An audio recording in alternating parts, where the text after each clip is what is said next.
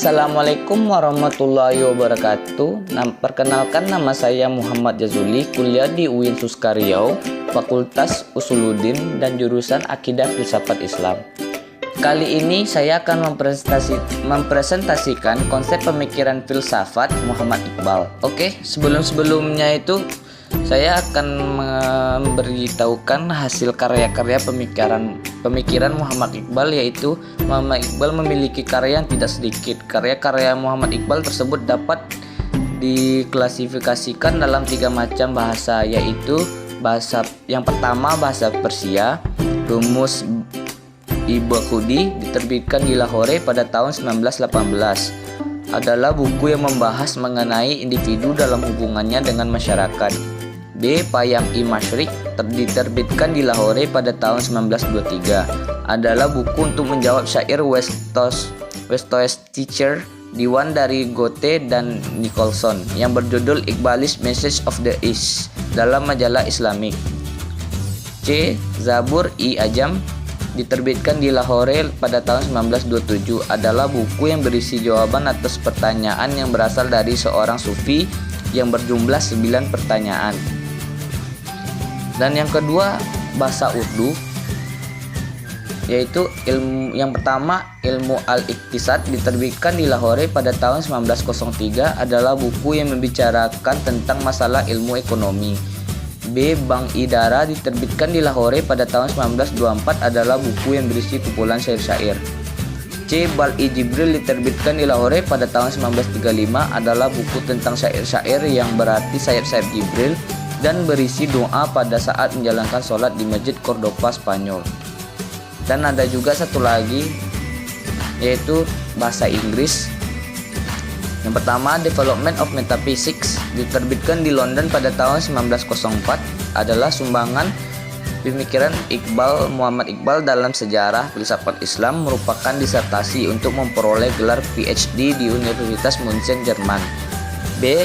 The Reconstruction of Religious Thought in Islam diterbitkan di Lahore pada tahun 1934 adalah karya Iqbal dalam usaha menyusun dan membangun kembali filsafat Islam dengan mengutamakan pemikiran filosofis dalam menghadapi kemajuan yang aktual dalam berbagai macam ilmu pengetahuan. Pemikiran Muhammad Iqbal. 1. Ketuhanan merupakan persoalan yang fundamental bagi setiap orang, sebab permasalahan ketuhanan menjadi titik acuan seseorang dalam bersikap dan bertindak.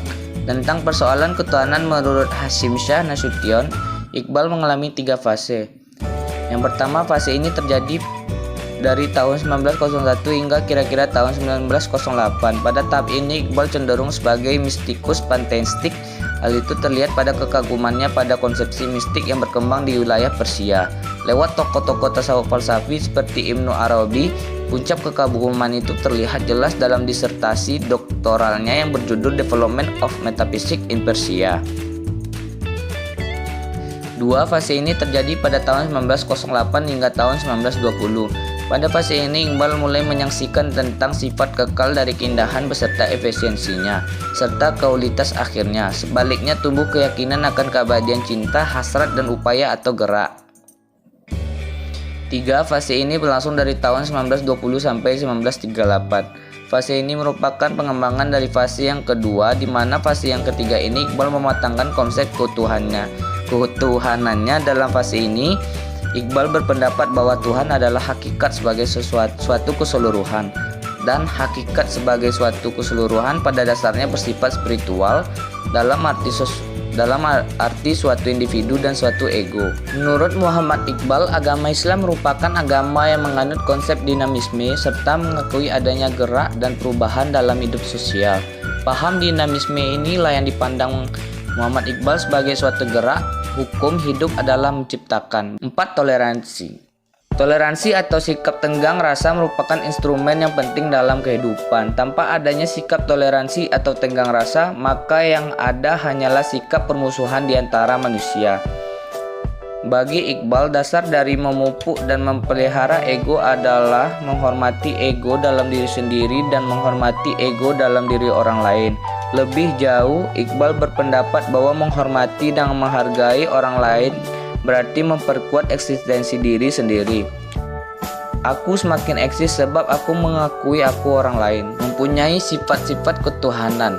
Karakteristik yang pertama ini merupakan karakteristik yang bersifat umum. Menurut Iqbal, orang yang sudah sampai pada derajat insan kamil adalah orang yang dekat dengan Tuhan. Dan orang yang dekat dengan Tuhan pastilah akan memancarkan sifat-sifat ketuhanan. Dalam pemahaman Iqbal, orang yang dekat dengan Tuhan tidak terserap ke dalam ego Tuhan. Iqbal menolak pandangan para kaum panteistik yang menyatakan ketika ia dekat dengan Tuhan, dia akan fana bersama Tuhan. Bagi Iqbal, seseorang yang dekat dengan Tuhan pasti dapat menyerap sifat-sifat Tuhan untuk bisa dimanifestasikan dalam kehidupannya. 2. Menjadi khalifah, wakil Tuhan di muka bumi. Orang yang dekat dengan Tuhan pastilah dapat mengaplikasikan sifat-sifat ketuhanan, dan orang yang mengaplikasikan sifat ketuhanan tersebut dapat menjadi wakil Tuhan di muka bumi ini. Bagi Iqbal, tugas insan kamil sebagai wakil Tuhan sangatlah berat, yakni harus menjadi seseorang pembaru untuk merubah keadaan zaman dari zaman kegelapan menuju zaman yang terang benderang. Dan sebagai partner Tuhan, manusia dituntut untuk turut membantu dalam ciptaan yang belum selesai. Dan yang terakhir, sebagai individu yang bebas dan kreatif. Bagi Iqbal, seseorang yang sudah mencapai derajat insan kamil pasti memiliki jiwa yang mandiri serta memiliki kebebasan yang bertanggung jawab, sehingga ia memiliki keluasan dalam berkreasi demi terciptanya perubahan dunia yang sangat signifikan. Iqbal meyakini bahwa perkembangan kreativitas tersebut merupakan atribut keinsanan yang paling tinggi dan selalu terpaut dengan Tuhan.